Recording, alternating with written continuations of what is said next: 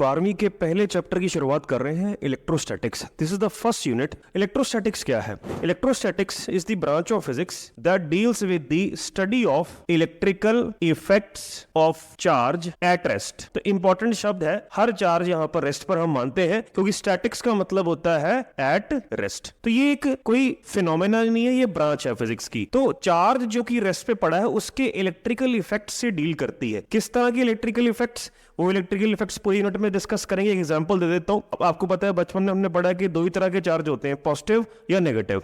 Positive यहाँ पे rest पे रखा हुआ है, यहाँ पे दूसरा रेस्ट पे रखा हुआ है, ये दोनों एक दूसरे को रिपेल करेंगे, क्योंकि like charges repel each other. Positive negative है तो दोनों एक दूसरे को अट्रैक्ट करेंगे, unlike charges attract each other. तो ये इलेक्ट्रिकल इफेक्ट्स हैं। तो एक तो फोर्सेस की स्टडी, फील्ड की स्टडी, और फील्ड के कारण पोटेंशियल का आना है। तो ये तीन बड़े मेजर फिनोमेना है जो इस यूनिट में डिस्कस करेंगे हम। चार्ज क्या होता है? तो यहां से हम चार्ज की डेफिनेशन भी एक बार देख लेते हैं। देखिए, चार्ज किसी भी एक पार्टिकल का हो सकता है या किसी भी एक बॉडी का हो सकता है। तो चार्ज है क्या? तो चार्ज किसी भी एक बॉडी पर या किसी भी एक पार्टिकल पर क्या है? एक प्रॉपर्टी है। It is the property due to which it produces electrical as well as magnetic effects. तो इस यूनिट में we will restrict our concepts only to electrical effects. तो किस तरह के इलेक्ट्रिकल इफेक्ट्स मैंने आपको बता दिया, कौन कौन से? Electrical force, electric field and electric potential. हालांकि एक चार्ज द्वारा मैग्नेटिक इफेक्ट्स भी प्रोड्यूस किए जाते हैं, वो हम आपके थर्ड यूनिट में डिस्कस करेंगे जब हम मैग्नेटिक इफेक्ट्स ऑफ करंट और मैग्नेटिज्म जब हम पढ़ेंगे, ठीक है। लेकिन एक ये पता होना चाहिए, डेफिनेशन में आपको डिफाइन कर रहा है, एक चार्ज के कारण electrical as well as magnetic effects experience या प्रोड्यूस किए जाते हैं, ठीक है। तो ये एक डेफिनेशन होगी, एक प्रॉपर्टी है, राइट। देखिए, चार्ज या तो किसी के ऊपर किसी बॉडी ने एक्वायर किया होगा, किसी से लिया होगा, किसी कारणवश आया होगा उस पर, ठीक है, या नेचुरली उसके ऊपर होगा। तो नेचुरली उसके ऊपर होगा, ठीक है। तो जो नेचुरली जिस पे चार्ज होता है, जो कुछ पार्टिकल्स हैं, आपने बचपन में पढ़े होंगे, इलेक्ट्रॉन के ऊपर हमें पता है नेचुरली नेगेटिव चार्ज होता है, राइट। प्रोटॉन के ऊपर पॉजिटिव चार्ज होता है, एटसेट्रा। तो ये कुछ नेचुरल चार्जेस जो नेचर में है। बाकी कैसे एक बॉडी एक्वायर कर सकती है चार्ज, वो सारा हम इस यूनिट में डिस्कस करेंगे, ठीक है प्यारे बच्चों। तो चार्ज की बात होगी, हमारे पास इलेक्ट्रोस्टैटिक्स की बात होगी, क्या है। तो अब चार्जेस कितनी तरह के होते हैं आपको बता चुका हूं, दो ही तरह के, पॉजिटिव या नेगेटिव। अब हम डिस्कस करेंगे some very important properties of charges. Let us start, let me rub the board. तो प्रॉपर्टीज ऑफ चार्ज ध्यान से समझना, प्रॉपर्टीज, ठीक है। तो पहली प्रॉपर्टी है, charge is additive in nature. Charge is additive in nature. इसका मतलब ये है, एग्जांपल समझा देता हूं। मान लीजिए किसी भी बॉडी पर किसी भी कारण कोई ना कोई चार्ज पड़ा है। मान लीजिए इस पे प्लस क्यू इसका सिंबल है चार्ज का, -2q चार्ज पड़ा है और 3 चार्जेस इस पर पड़े। तो इस पूरी बॉडी पे कितना चार्ज है? एडिटिव प्रॉपर्टी का मतलब है आपने कोई भी वेक्टर एडिशन, वेक्टर अलजेब्रा नहीं इस्तेमाल करना। अलजेब्रिक एडिशन से आप जितना टोटल चार्ज आया उसको ऐड कर दीजिए बस, तो वही जो नेट चार्ज इस बॉडी पर आ जाएगा। तो बगैर वेक्टर अलजेब्रा यूज किए हुए we will simply add +q + 3q -2q, so this is 2q। So जो ये हमने जो टोटल चार्ज निकाला, सिंपल एडिटिव प्रॉपर्टी के अकॉर्डिंग निकाल लिया। So this is charge is always additive in nature. Second property कराने से पहले मैं एक चीज और इंपॉर्टेंट बताना चाहता हूं। मान लीजिए आपको बोर्ड में 1 मार्क का सवाल आ जाए कि एक्सप्लेन कीजिए टर्म को, कि what do you mean by the term inverted comma शुरू, ए बॉडी इज चार्ज्ड और इलेक्ट्रीफाइड, इन्वर्टेड कॉमास क्लोज। तो इस टर्म को एक्सप्लेन कीजिए। ए बॉडी इज चार्ज्ड और इलेक्ट्रीफाइड। देखिए, हम चार्ज के बारे में बात कर रहे हैं, ठीक है। अभी हमने तकरीबन, जैसे कहते हैं कि जो इलेक्ट्रिसिटी में तकरीबन पहले 2 यूनिट कह लीजिए, हमने चार्ज की डिटेल में बात करनी है, ठीक है। उसके बाद मैग्नेटिक इफेक्ट्स में भी फिर से चार्ज की बात होगी। तो चार्ज लगभग 40 से 50% सिलेबस है। तो चार्ज के बारे में पूरी जानकारी होनी चाहिए। जब मैं कहता हूं कि कोई बॉडी इलेक्ट्रीफाइड है या कोई बॉडी चार्ज्ड है, तो उसका मतलब क्या है? देखिए, कोई भी बॉडी जो चार्ज होती है उसका मतलब है कि उसमें किसी ना किसी चार्ज की ज्यादा मात्रा आ चुकी है। एक्सेस ऑफ एनी चार्ज, उसका मतलब होता है एक बॉडी इलेक्ट्रीफाई हो चुकी है। फॉर एग्जांपल, मैं मार्केट से, मान लीजिए ये मेरे हाथ में मार्कर है, ये मेटल का मार्कर है मान लीजिए। अब क्योंकि चार्ज की बात हो रही है तो कंडक्टर्स की बात हो रही है, ठीक है, इंसुलेटर की नहीं। तो मान लीजिए मेटल का है, ठीक है, मार्केट से इसे लेकर आया तो मैंने हाथ में पकड़ लिया, मुझे करंट वगैरह नहीं लगा, ठीक है, क्यों? क्योंकि इसमें नो डाउट चार्ज तो थे, ठीक है, चार्ज यानी इसमें इलेक्ट्रॉन भी है, क्योंकि अगर इसमें एटम है तो इसमें इलेक्ट्रॉन भी होंगे और उसके अंदर न्यूक्लियस भी होगा तो प्रोटॉन भी होंगे। तो इसमें जितने इलेक्ट्रॉन है उतने ही प्रोटॉन है। अगर 10 इलेक्ट्रॉन है तो 10 ही प्रोटॉन है। एक इलेक्ट्रॉन पे नेगेटिव चार्ज होता है, प्रोटॉन पे उतना ही पॉजिटिव होता है, तो दोनों कैंसिल होके तो ये इलेक्ट्रिकली न्यूट्रल है। तो जब मैं कहता हूँ एक मेटल, एक बॉडी, एक कंडक्टर इलेक्ट्रिकली न्यूट्रल है, उसका मतलब ये होता है जितने उसमें पॉजिटिव चार्ज है उतनी उसमें नेगेटिव चार्ज है। क्लियर होगी बात? अब मान लीजिए किसी कारणवश इसमें किसी तरह से पॉजिटिव चार्ज बढ़ जाते हैं, 10 पॉजिटिव थे वो बढ़कर 15 हो जाते हैं, ठीक है, तो इसका मतलब ये हो गया कि इसमें एक्सेस किस चीज का हो गया? पॉजिटिव का।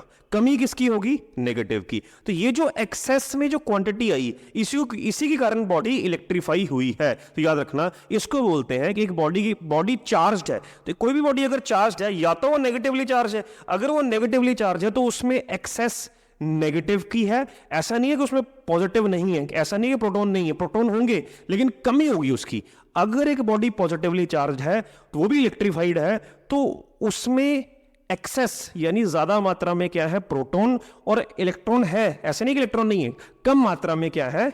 इलेक्ट्रॉन्स। तो याद रखना, मेरी बात इंपॉर्टेंट है। तो इसको बोलते हैं कि बॉडी पे चार्ज। तो ये जो टोटल चार्ज है ये इसका एक्सेस है, इस बॉडी पे एक्सेस चार्ज है और वो पॉजिटिव आ गया, यानी ये बॉडी पॉजिटिवली चार्ज्ड है। इसमें नो डाउट नेगेटिव होंगे लेकिन वो कमी में होंगे, ये याद रखना। सेकेंड प्रॉपर्टी, तो इलेक्ट्रीफाइड मैंने बता दिया क्या मतलब होता है।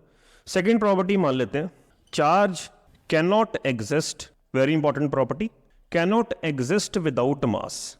बिना मास के चार्ज एग्जिस्ट नहीं कर सकता। इसकी बिल्कुल सिंपल एग्जांपल है कि इलेक्ट्रॉन पे चार्ज है, ठीक है, तो ये कहता है कि इसका मास होना चाहिए। तो हमने पहले प्रूव किया, वो केमिस्ट्री वगैरह में बचपन में पढ़ा है। तो इलेक्ट्रॉन का मास भी होता है, कितना होता है? 9.1 इंटू दिस। तो ये प्रूव हो गया। फिर प्रोटॉन चार्ज होता है, हाँ जी होता है, 1.6 × 10⁻⁻। तो चार्ज भी याद कर लो, दोनों पे मैग्नीट्यूड सेम होता है लेकिन बस साइन का फर्क होता है। कूलम्स चार्ज की यूनिट है, C फॉर कूलम्स, ठीक है, स्पेलिंग में आगे बताऊंगा। तो प्रोटॉन पे मास भी होता है, तो लगभग इतना मास होता है। तो ये भी याद रखें, प्रोटॉन का मास हमेशा इलेक्ट्रॉन से ज्यादा होता है, यानी इलेक्ट्रॉन काफी हल्का है। तो ये कुछ चीजें याद रखें, मैग्नीट्यूड उनमें सेम होता है और प्लस माइनस का फर्क होता है। तो ये प्रूव हो गया जी, अगर चार्ज है तो मास भी है। एक और प्रूव बता देते हैं, न्यूट्रॉन, n न्यूट्रॉन मान लेते हैं। तो ये जो न्यूट्रल होता है, न्यूट्रल मीन्स इसमें कोई चार्ज नहीं है, ठीक है, तो इसका मास भी होता है। तो ये तो चलो मैंने एग्जांपल दे दी, ठीक है। तो अगर एक बॉडी पे चार्ज होता है तो उसका मास होना जरूरी है। तो ये इससे ही एक्सप्लेन हो रहा है, तो मैंने एडिशनल वैसे ही बता दिया, ठीक है। सो तीसरा पॉइंट, तीसरी प्रॉपर्टी है, चार्ज इज इनवेरिएंट। इनवेरिएंट का मतलब है चार्ज जो है वो किसी भी फ्रेम ऑफ रेफरेंस पे डिपेंड नहीं करता। It does not depend on any frame of reference. ये किसी भी फ्रेम ऑफ रेफरेंस पे डिपेंड नहीं करता। फॉर एग्जांपल, अगर एक बॉडी पर 20 कूलम चार्ज है, ठीक है, और बॉडी मान लीजिए किसी ऐसे फ्रेम में रखी गई है, फ्रेम यहाँ पर एक गाड़ी हो सकती है एग्जांपल मान लो, और गाड़ी बहुत तेजी से भाग रही है, तो गाड़ी की वेलोसिटी के कारण चार्ज पे कोई फर्क नहीं पड़ता, ठीक है। तो इंपॉर्टेंट बात याद रखना, चार्ज इनवेरिएंट है, it that is does not depend on any frame of reference. हाँ, इसी पे इंपॉर्टेंट सवाल बन जाएगा कि अगर हमने पढ़ा है कि चार्ज बिना मास के एग्जिस्ट नहीं कर सकता, अब चार्ज और मास की बात हो रही है पैरेलल, तो एक क्वेश्चन यहां से निकल कर आएगा, ठीक है, चार्ज इनवेरिएंट है, फ्रेम पे डिपेंड नहीं करता, तो क्या ये भी कह सकते हैं कि मास भी इनवेरिएंट है ना? एक बड़ा इंपॉर्टेंट क्वेश्चन है, बड़ा फेवरेट क्वेश्चन है। तो मास इनवेरिएंट नहीं है, mass that means mass frame of reference पे डिपेंड करता है। 11वीं में हमने पढ़ा हुआ है, आइंस्टाइन की theory of special theory of relativity का एक पॉइंट है, एक छोटा सा पॉइंट है कि हाँ, मास डिपेंड करता है फ्रेम ऑफ रेफरेंस पर, यानी जैसे जैसे स्पीड बढ़ती है फ्रेम की, मास बढ़ता चला जाता है। कैसे? एग्जांपल दे देता हूं, whereas mass depends on frame of reference, किसी फ्रेम पे डिपेंड करता है। एग्जांपल है m, ये 11वीं में हम पढ़ चुके हैं, मैं फिर बता दूं इस फॉर्मूले के अकॉर्डिंग, ये ड्राइव वगैरह नहीं हमने कर रहा। c स्पीड ऑफ लाइट है, v फ्रेम की स्पीड है, राइट। तो जैसे जैसे स्पीड बढ़ती चली जाएगी ये m बढ़ता चला जाएगा। एक सिंपल एग्जांपल से, अगर मान लो v स्पीड ऑफ लाइट को अप्रोच कर जाएगी तो यहाँ c² क्या हो जाएगा? 1 1 - 1 0, एनीथिंग डिवाइडेड बाय 0 क्या हो जाएगा? इन्फिनिटी। यानी मास बहुत ज्यादा बढ़ चुका है, ठीक है। m0 क्या है? रेस्ट मास, जब तक बॉडी रेस्ट पर है, यानी उसका एक्चुअल मास, राइट। तो जो एक्चुअल मास था, अब गाड़ी भागने लग पड़ी, लाइट की स्पीड को अप्रोच कर लिया तो बहुत ज्यादा मास हो गया। तो ये बड़ा एक इंपॉर्टेंट क्वेश्चन पैरेलल चलता है, चार्ज और मास में एक डिफरेंस बताओ, तो ये बड़ा इंपॉर्टेंट डिफरेंस है। चार्ज फ्रेम पर डिपेंड करता है, मास फ्रेम पर डिपेंड नहीं करता है, मास फ्रेम पर डिपेंड करता है। आइए अगली प्रॉपर्टी की तरफ बढ़ते हैं। 3 प्रॉपर्टीज होगी, उसके बाद charge invariant, mass depends on frame, ठीक है। अब मैं कुछ इंपॉर्टेंट प्रॉपर्टीज बताने की कोशिश कर रहा हूँ, ये भी इंपॉर्टेंट है, जो अब एक्स्ट्रा इंपॉर्टेंट है, मान लीजिए बहुत शानदार प्रॉपर्टीज है, जैसे चार्ज इज कंजर्व्ड। ये भी वैसे तो बेसिक ही है, जैसे हमने पढ़ा है energy is conserved, energy can neither be created nor be destroyed, ऐसी charge can neither be created nor be destroyed, ठीक है। फॉर इसकी सिंपल एग्जांपल हम ये देते हैं, मान लीजिए एक मेटल है, राइट। मेटल के ऊपर आपने एक सर्टन थ्रेशोल्ड फ्रीक्वेंसी की इलेक्ट्रोमैग्नेटिक वेव लगा दी। जिसको नहीं पता ईएमएफ बता दूं, आपने केमिस्ट्री में पढ़ा, 11वीं में पता ही होगा सबको, एक्सरे गिरा दिया आपने, सपोज करो। फोटो इलेक्ट्रिक इफेक्ट सुना है आपने, तो थ्रेशोल्ड फ्रीक्वेंसी की जब वेव स्ट्राइक करवाते हैं, फोटोन स्ट्राइक करवाते हैं, क्योंकि वेव भी फोटोन है, ठीक है, तो मेटल के सरफेस से इलेक्ट्रॉन बाहर आ जाते हैं। तो मान लीजिए इस सरफेस से 10 इलेक्ट्रॉन बाहर आ गए, तो कितना चार्ज बाहर आ गया, मान लीजिए 10e नेगेटिव में। अगर एक बॉडी ने 10 इलेक्ट्रॉन दे दिए तो केमिस्ट्री क्या कहती है, वो उतना ही पॉजिटिव हो गया, राइट। तो ये उतना ही पॉजिटिव हो गया, प्लस 10e। तो बिफोर स्ट्राइकिंग दी वेव, जब तक वेव नहीं गिरी थी, तो मेटल तो इलेक्ट्रिकली न्यूट्रल था, तो इनिशियल चार्ज कितना था, 0। फाइनली चार्ज कितना हो गया, दोनों को ऐड कर दो, 10e माइनस 10e कितना हो गया, 0 बराबर 0। तो ये सबसे बेस्ट एग्जांपल है एनर्जी कंजर्वेशन की, कि फोटो इलेक्ट्रिक इफेक्ट अगर हुआ, रे गिरी, इलेक्ट्रॉन बाहर आए, जितने बाहर आए उतना ही वो पॉजिटिव हो गया। तो एक फॉर्मूला याद रखना, जब मैं कहता हूं 10 इलेक्ट्रॉन बाहर आते हैं, तो फॉर्मूला याद रखें, n मल्टीप्लाई बाई ई। ई का मतलब क्या है, चार्ज ऑन एन इलेक्ट्रॉन, ठीक है, आगे मैं डिस्कस करूंगा अभी। तो फॉर्मूला याद रखें, चार्ज निकालने का तरीका क्या है, Q is equal to n e. N एक इंटीजर वैल्यू है, माइनस भी हो सकता है, प्लस भी हो सकता है, ठीक है। ई क्या है, चार्ज ऑन इलेक्ट्रॉन, कितना चार्ज होता है इलेक्ट्रॉन पर, 1.6 इंटू 10 की पावर माइनस 19 कूलम। तो अगर 10 इलेक्ट्रॉन बाहर आए तो चार्ज कितना बाहर आ गया, माइनस 10e, माइनस यहाँ पे इलेक्ट्रॉन का लग गया नेगेटिव, और उतना ही वो पॉजिटिव हो गया, क्योंकि प्रोटॉन पे पॉजिटिव होता है। तो एनर्जी चार्ज कंजर्वेशन का मतलब है total initial charge is equal to total final charge. चौथी प्रॉपर्टी, अगली property, let me rub the board. 5वीं property, another very very important property, एक नई टर्म आप शायद पहले आपने कभी सुनी ना हो, क्वांटाइजेशन ऑफ चार्ज, यानी चार्ज इज क्वांटाइज्ड। क्वांटाइज का सिंपल मतलब याद रखें कि अगर कोई फिजिकल क्वांटिटी क्वांटाइज्ड होती है, तो मतलब वो एक पैकेट की फॉर्म में एग्जिस्ट करती है, वो क्वांटम की फॉर्म में एग्जिस्ट करती है। केमिस्ट्री में आपने पढ़ा होगा 11वीं में कि what is quantum. Quantum means हम फोटोन बोलते थे, यानी क्वांटम मीन्स एक पैकेट कह सकते हैं कि चार्ज पैकेट्स की फॉर्म में एग्जिस्ट करता है। यानी एक तो ये मतलब हो गया चार्ज क्वांटाइज्ड का, कि चार्ज जैसे लाइट पैकेट्स की फॉर्म में एग्जिस्ट करती है, वैसे ही चार्ज पैकेट की फॉर्म में एग्जिस्ट करता है। एग्जांपल देता हूं, हम कहते हैं, आइंस्टाइन ने हमें एक थ्योरी दी थी जब हम फोटो इलेक्ट्रिक इफेक्ट पढ़ रहे थे। आइंस्टाइन ने कहा कि रादर देन आप ये मानो कि लाइट कंटिन्यूअस फॉर्म में गिरी जा रही है, आप उसको मानिए कि जब लाइट सर्टन थ्रेशोल्ड फ्रीक्वेंसी की मेटल की सरफेस के ऊपर गिरती है, तो ऐसे समझ लीजिए कि बहुत सारे पैकेट्स गिर रहे हैं। एक पैकेट को एक टॉफी मान लो, फॉर एग्जांपल मान लीजिए मैं क्लास को पढ़ा रहा हूं, मेरा मूड बहुत अच्छा है, मैं कहा कि भी आज तो मैं भाई बहुत खुश हूं, राइट, मैं अपनी बीवी से लड़कर नहीं आया, फर्स्ट टाइम हुआ ऐसा, तो ऑब्वियसली बड़ी खुशी की बात है।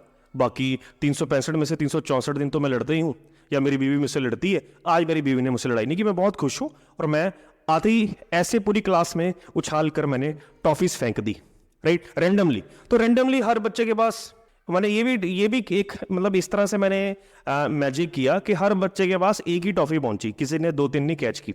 तो अब ये मान लीजिए आइंस्टाइन ने यही कहा था कि हर टॉफी एक पैकेट है, और एक पैकेट लेकर एक स्टूडेंट को केवल एक पैकेट मिलेगा, तो एक पैकेट इज इक्वल टू एक स्टूडेंट, यानी एक टॉफी इज इक्वल टू एक स्टूडेंट। इसी तरह से एक packet of light is 1 quantum and 1 quantum is equal to 1 electron.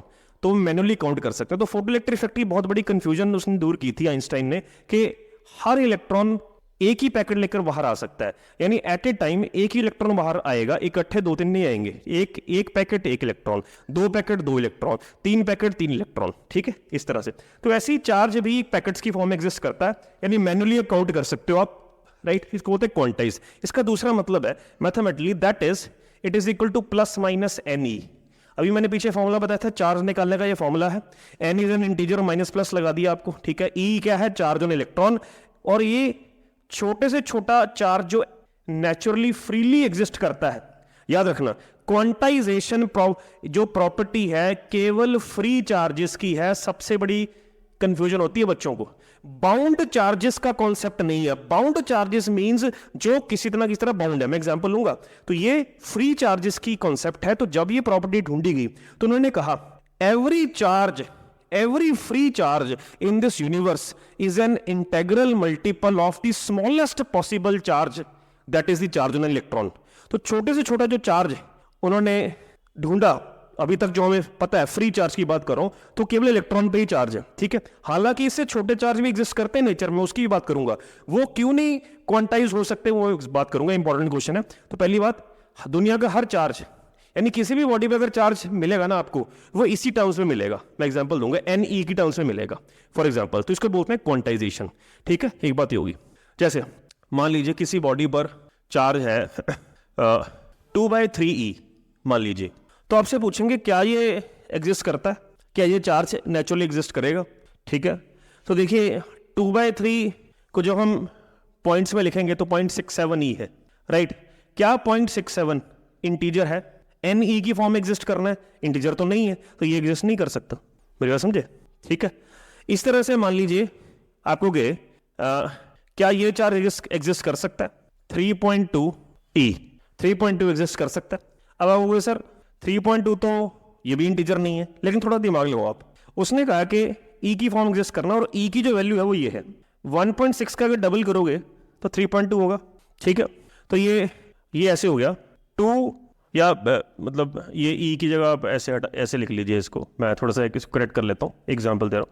तो ये मान लीजिए ऐसे लिख दिया मैंने, 3.2 इंटू 10 की पावर -19 को, ऐसे आ गया क्वेश्चन। क्या एग्जिस्ट करता है ये, ठीक है। तो 3, अब ऐसे नहीं सोचना आपने कि 3.2 सर तो इंटीजर नहीं है। अब इससे दिमाग लगाना, आपने E की फॉर्म में बनाना हमेशा, E की फॉर्म में। तो अगर मैं इसको स्प्लिट करूं, मुझे थोड़ा सा बेसिक पता होना चाहिए। 1.6 का डबल ये है, तो इसको 3.2 को लिखा जा सकता है 1.6 इंटू 2 इंटू 10 की पावर -19। अब 1.6 इंटू 10 की पावर -19 तो E हो गया, 2 आ गया, 2E बन गया एक्चुअली। जब मैंने इसको इस फॉर्म में कन्वर्ट किया, अब ये NE की फॉर्म में कन्वर्ट हो गया, तो अब ये एग्जिस्ट करता है। तो ये एग्जिस्ट करता है, ये एग्जिस्ट नहीं करता। 2/3 ये एग्जिस्ट नहीं करता, ठीक है प्यारे बच्चों। तो ये आपने ध्यान में रखना हमेशा। कई बार हमें ऐसे डेसिमल में चार्ज गिवन होंगे, तो आपने उसको किसी ना किसी फॉर्म में ऐसे कन्वर्ट करके लेके आना है। तो जरूरी नहीं कि आपको लगे सर ये तो 3.2, अगेन डायरेक्टली सोच लो कि सर 3.2 तो n इंटीजर तो नहीं है, लेकिन भाई साहब आप साथ में E भी तो देखो। तो E की वैल्यू तो 1.6 × 10 की पावर -19 है ना, तो आपने 1.6 के मल्टीपल्स में तोड़ने की कोशिश करनी है। 3.2 इज द मल्टीपल ऑफ 1.6। ऐसे ही अगर आ जाता 4.8 is also a multiple of 1.6, 16 3 या 48, तो वो 3 टाइम्स वो भी एग्जिस्ट करता। ऐसे हो जाता 5.4 इंटू 10 की पावर -19, तो 16 4 या 64, 6.4 इंटू 10 की पावर -19, तो 6.4 को भी लिखा जा सकता है 1.6 की टर्म में 4 टाइम्स, ठीक है। तो जैसे एग्जांपल दे देता हूं, मान लीजिए आ गया 6.4 इंटू 10 की पावर -19। तो पहले मैंने इसको इसकी टर्म्स में लिखा, मैंने लिखा है इसको ये, ठीक है। अब ये इसके साथ ले गया तो 4 बच रहा है, ये पूरा E है तो 4E, तो 4E तो एग्जिस्ट कर ही सकता है क्योंकि 4 इंटीजर है। तो ये एक इंपॉर्टेंट सवाल आ सकता है आपको किसी ऑब्जेक्टिव में भी और बोर्ड में भी आपको आ सकता है, नीट वगैरह में भी, जेई में भी। जब मैं ऑब्जेक्टिव की बात करूं तो नीट कवर हो ही रहा है, जेई भी कवर हो रहा है। एडवांस में थोड़ा ऊपर चलना पड़ेगा, वो धीरे धीरे मैं आपको करवाऊंगा जब थोड़ा सा क्लासेस 1-2 क्लासेस बढ़ जाए, मैं साथ साथ में फिर आपको बताऊंगा। तो ये अभी तक यही एडवांस है, यही जेई मेन है, यही नीट है, यही बोर्ड है, ठीक है, जितना भी बताया मैंने। तो ये एक इंपॉर्टेंट बात है। तो क्वांटाइजेशन का मतलब क्या हुआ कि दुनिया में जो भी बॉडी होगी ना, उस पर चार्ज हमेशा E की टर्म्स में ही आएगा, कुछ भी हो जाए। या चार्ज पैकेट्स की फॉर्म एग्जिस्ट करता है, इसे काउंट कर सकते हैं, ठीक है। अब और क्या बातें इसकी, फ्री चार्जेस का कॉन्सेप्ट है, बाउंड्री चार्जेस का नहीं है कॉन्सेप्ट, ठीक। तो फिर एक सवाल बड़ा फेवरेट आता ही आता है, याद रखना, क्वांटाइजेशन का। वो आपको कहेंगे क्वांटाइजेशन किस लेवल पर ऑब्जर्व की जाती है, क्या मैक्रो लेवल पर, क्या माइक्रो लेवल पर। तो 2 लेवल्स होते हैं, मैक्रो बड़ा लेवल होता है, माइक्रो छोटा लेवल होता है। तो क्वांटाइजेशन का कॉन्सेप्ट केवल और केवल माइक्रो लेवल का है, मैक्रो पे एग्जिस्ट नहीं करती। क्यों, रीजन बता देता हूं। क्योंकि देखो बड़े लेवल पर जो चार्ज हमें आएंगे वो कूलम्स की फॉर्म में मिलेंगे। हम जो करेंगे वो माइक्रो पे, वो micro coulomb, nano coulomb, pico coulomb, बहुत छोटे फॉर्म में करेंगे। कूलम बहुत बड़ा यूनिट है, आगे मैं प्रूव करके बताऊंगा कि why coulomb is a very big unit. तो इस पूरे यूनिट में कभी भी आपको न्यूमेरिकल में कूलम नहीं लिखा होगा, बहुत रेयर। माइक्रो कूलम लिखा होगा या नैनो कूलम या पिको कूलम में हम न्यूमेरिकल्स करेंगे, ठीक है। तो क्वांटाइजेशन माइक्रो का कॉन्सेप्ट है। क्यों? माइक्रो में जो चार्जेस होंगे वो जहाँ से ऐसे होंगे 100 टाइम्स ई, 1000 टाइम ई, ठीक है, 10 टाइम्स ई, 20 टाइम्स ई, इन्हें मैन्युअली काउंट कर सकते हो। 20 टाइम्स ई को आप ऐसे लिख सकते हो 1 2 3 4 5 6 7 20 बार कर सकते हैं काउंट आप। तो जब हम चार्जेस को मैन्युअली काउंट कर सकें, या इसका एक टेक्निकल शब्द है, हम ये कहेंगे क्वांटाइजेशन में जो माइक्रो लेवल पे एग्जिस्ट करती है वो बेसिकली डिस्क्रीट है।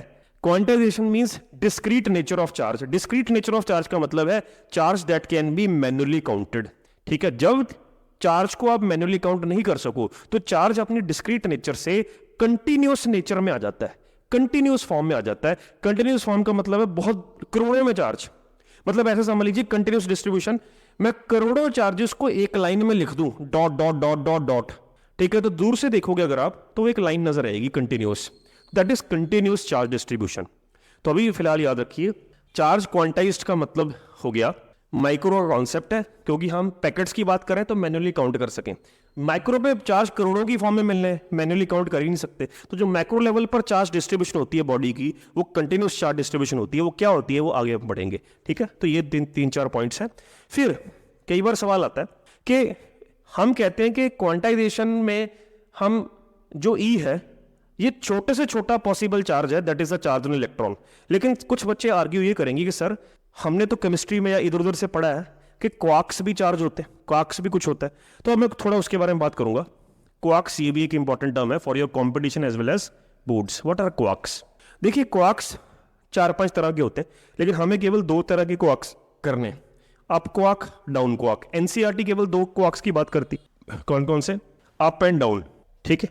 अप, किसी भी अप क्वार्क पे चार्ज होता है 2/3 ई चार्ज ऑन इलेक्ट्रॉन, किसी भी डाउन क्वार्क पे चार्ज होता है -E/3। एक तो याद रखना है। अब आप कहोगे सर हमने तो कहा कि क्वांटाइजेशन छोटे से छोटे चार्ज का मल्टीपल होता है, इंटीग्रल मल्टीपल, तो 2/3 तो ई से और छोटा हुआ, तो फिर इस टर्म में क्यों नहीं लिखते? या E/3 तो ई से और छोटा हुआ, क्यों? मैंने आपको पहले क्लियर कर दिया, ये फ्री चार्ज का कॉन्सेप्ट है। अब क्वार्क्स जो है वो क्या होते हैं समझिए। न्यूक्लियस के अंदर हमारे पास प्रोटॉन प्लस न्यूट्रॉन पड़ा होता है। तो जो न्यूक्लियस है वो प्रोटॉन न्यूट्रॉन का बना है। प्रोटॉन न्यूट्रॉन फर्दर और छोटे यूनिट्स के बने हैं। तो प्रोटॉन 3 क्वार्क्स का बना है। कौन कौन से? UUD, 2 अप 1 डाउन क्वार्क, और न्यूट्रॉन भी फर्दर 3 क्वार्क्स का बना है, 1 अप 2 डाउन, UDD। ये कॉम्बिनेशन याद रखनी है। प्रोटॉन 3 क्वार्क्स का बना है UUD, न्यूट्रॉन 3 क्वार्क्स का बना है UDD। न्यूमेरिकल है, एनसीईआरटी में बहुत शानदार। तो अगर एनसीईआरटी में तो कंपटीशन में आ सकता है, ठीक है। वो ऐसे पूछेंगे आपसे, suggest a possible quark combination for a proton and neutron. For a proton this is the possible quark combination, UUD, for neutron UDD। हम प्रूव करेंगे कैसे, देखिए। अब देखिए, तो जब आप 2 अप क्वार्क लिखोगे यहां पर तो ऐसे लिखोगे आप 2/3 प्लस 2/3 1 डाउन। अब जब तीनों को ऐड करोगे तो आंसर कितना आता है? एलसीएम ले लें, 3 एलसीएम 4 और -E 3E, कितना आंसर है? E क्या है? प्रोटॉन पे चार्ज। तो जब ऐसे 3 क्वार्क्स कंबाइन करते हैं तो 1 प्रोटॉन मिलता है। ऐसी UDD करेंगे तो यहां पर लिखेंगे आप 2/3, यहां पे -E/3। अब तीनों को ऐड कर देंगे तो आंसर 0 आएगा। ऑब्वियसली न्यूट्रॉन पे चार्ज 0 ही होता है, तो प्रूव हो गया। अब होता क्या है, एक तो ये क्यों नहीं क्वांटाइज्ड हो सकते, इस फॉर्म में क्यों नहीं चार्ज आ सकता? ये तो छोटा है E से भी। क्यों? क्योंकि ये जो क्वार्क्स होते हैं ये हाईली स्टेबल होते हैं। पहला रीजन क्या देना है? Quarks are highly stable. आप अपनी नोटबुक लेकर बैठिएगा, प्रॉपर नोट्स बनाइए। कई बार मैं चीजें नहीं लिख पाऊंगा, आप जरूर नोट्स बनाइए साथ साथ में। क्वार्क्स क्या होते हैं मैंने बता दिए। प्रोटॉन न्यूट्रॉन 3 तरह की क्वार्क्स का बना होता है, UUD और न्यूट्रॉन UDD, ठीक है। क्वार्क्स वेरी अनस्टेबल है, यानी इसका मतलब हुआ कि भी ये इंडिपेंडेंटली एग्जिस्ट नहीं कर सकते, दीज आर नॉट फ्री, ये बाउंड है। ये जैसी इंडिपेंडेंट हुए एकदम ये मीट कर गए, एकदम पलक झपकते ही ये मीट कर गए, कंबाइन कर गए, इसलिए ये हाईली अनस्टेबल है। जो चीज़ इतनी अनस्टेबल है वो कैसे इंडिपेंडेंटली एग्जिस्ट कर सकती है? तो ये इसका कारण है, ठीक है। प्यारे बच्चों आइए आगे बढ़ते हैं, कुछ और प्रॉपर्टीज करें। आगे कुछ बेसिक सी छोटी छोटी प्रॉपर्टीज हैं, तो छोटे छोटे पॉइंट्स में बता देता हूँ। अगली, जैसे मान लो कोई भी चार्ज जब रेस्ट पे होगा ना, वो अपने आसपास हमेशा इलेक्ट्रिक फील्ड बनाएगा। अब इलेक्ट्रिक फील्ड क्या होती है उसका मैं आगे हम बात करेंगे। कोई भी चार्ज जब यूनिफॉर्म मोशन में होगा, यूनिफॉर्म मोशन का मतलब है वेलोसिटी कांस्टेंट, एक्सेलरेशन जीरो, तो वो अपने आसपास इलेक्ट्रिक फील्ड भी जनरेट करेगा और मैग्नेटिक फील्ड भी जनरेट करेगा। ये क्वेश्चंस है, फिलहाल याद रखना। अगर कोई भी चार्ज एक्सेलरेटेड मोशन में होगा तो वो एनर्जी रेडिएट करेगा इलेक्ट्रोमैग्नेटिक वेव की फॉर्म में। ये 3 बड़ी इंपॉर्टेंट पॉइंट्स हैं, ठीक है। अभी हम अपना इस चैप्टर में क्योंकि हम चार्जेस को रेस्ट पे मानते हैं तो इलेक्ट्रिक फील्ड पे कंसंट्रेट करेंगे, मैग्नेटिक फील्ड का जिक्र नहीं करेंगे। लेकिन फिलहाल आपको पता होना चाहिए पूरी की पूरी इलेक्ट्रिसिटी और मैग्नेटिज्म इन 3 चीज़ों पर बेस्ड है। चार्ज रेस्ट पर अपने आसपास एक जाल बिछाएगा, वो जाल इलेक्ट्रिक फील्ड है। यूनिफॉर्म मोशन में होगा तो 2 तरह के जाल बिछाएगा, electric field as well as magnetic field. और अगर एक्सेलरेशन में तो एक एनर्जी छोड़ेगा EM वेव्स की फॉर्म में। तो ये कुछ चार्ज के बारे में चीज़ें याद रखनी है। चार्ज के ऐसे यूनिट्स कूलम्स हैं, ठीक है। कूलम बहुत ही बड़ा यूनिट है, ठीक है। हम प्रूव कर सकते हैं why coulomb is a bigger unit. एक क्वेश्चन आ सकता है, प्रूव करके बताओ why C is a big unit. Explain करो एग्जांपल से। चलिए एग्जांपल लेते हैं। हमने फॉर्मूला चार्ज के लिए यूज करना है NE, कहाँ से आया? क्वांटाइजेशन से। तो मान लीजिए चार्ज 1 कूलम है, क्योंकि हम चार्ज 1C ही इसको प्रूव करना है। यहाँ डालिए इस इक्वेशन में 1 N और E की वैल्यू कितनी है? जो चार्ज इलेक्ट्रॉन पर है। N निकाल लो। N क्या है? कितने नंबर ऑफ इलेक्ट्रॉन्स, इंटीजर, ठीक है। तो जब आप इसको डिवाइड करो, अब देख लीजिए आप इसको अप्रोक्सीमेट कर लेते हैं। 1.6 को 2 मान लेते हैं, ऊपर आ गया 10 की पावर 19, तो हाफ 0.5 0.5 इंटू 10 की पावर 0.5 इसके मुकाबले बहुत छोटा है, तो लगभग 10 की पावर 19। 10 की पावर 19 क्या मैन्युअली काउंट कर सकते हो? नहीं। तो प्रूव हो गया कि 1 कूलम में ही इतने चार्ज कैरियर्स हैं, 10 की पावर 19। तो 100 कूलम में तो पता नहीं कितने होंगे। तो अभी तो हमने बहुत छोटा चार्ज लिया है, इसलिए कूलम अपने आप में बहुत बड़ा यूनिट है, क्योंकि इसमें 1 कूलम में ही जो N है वो 10 की पावर 19 आ रहे हैं, जिसको मैन्युअली काउंट हम नहीं कर सकते। इसलिए हम कह रहे थे जो क्वांटाइजेशन है वो मैक्रोस्कोपिक लेवल पर नहीं एग्जिस्ट करती, माइक्रो पे एग्जिस्ट करती है। इसलिए इस चैप्टर में हम ज़्यादातर अपनी कैलकुलेशंस माइक्रो कूलम, माइक्रो का मतलब 10 की पावर -6, नैनो कूलम, नैनो का मतलब 10 की पावर -9 कूलम, और पीको कूलम का मतलब 10 की पावर -12 कूलम। तो ये कुछ ज़्यादातर माइक्रो कूलम में हम करेंगे। तो ये क्वेश्चन छोटे छोटे आपको पूछे जा सकते हैं चार्ज के बारे में।